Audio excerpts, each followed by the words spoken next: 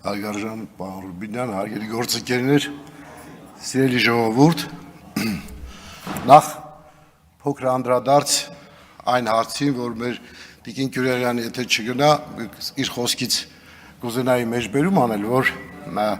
հայտարարեցիք, որ Գյումրիում հաղթեցինք,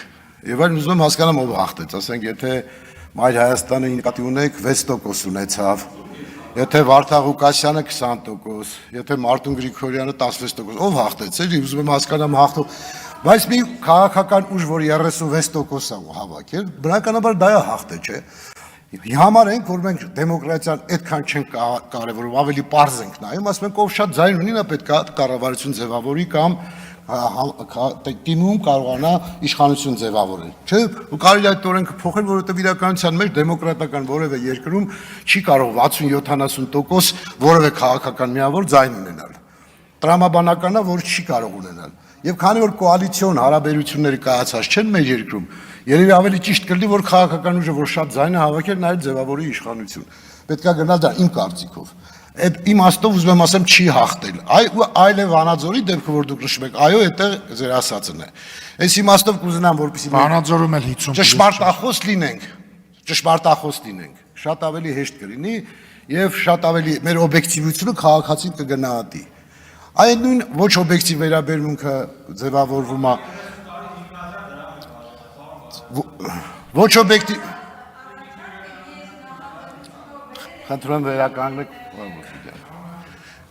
Ընդունեցի Տիկին Քյուրեղյան, դուք ճիշտ առաջարկ եք արել, մենք առաջիկայում անդրադառնանք այդ առաջարկին։ Հիմա այս նույն կեղծիքը տարածվում է մյուս ցեղասպանության եւ Լեռնային Ղարաբաղի բռնի տեղահանության հետ կապված։ Լավ, քաղաքացիները բոլորը տեսնեն, Հայաստանի Հանրապետություն տեսնել, որ օրինական իշխանությանը բռնի փոխել եք,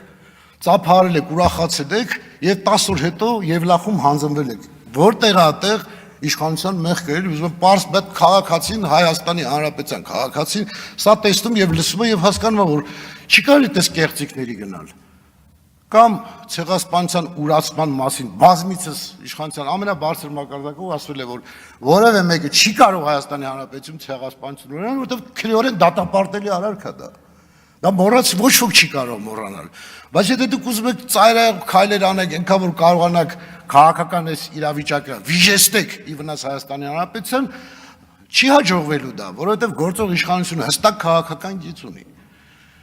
Ես այն ինչ որ պետք է ասել, ցավոք սրտի չեմ կարող ասել, զուտ այն պատճառը, որ ստիպված պետք է մենք կեղծիքները մեկնաբանենք։ Իմ խնդիրները գյուղական բնակավայրերի վերաբերյալ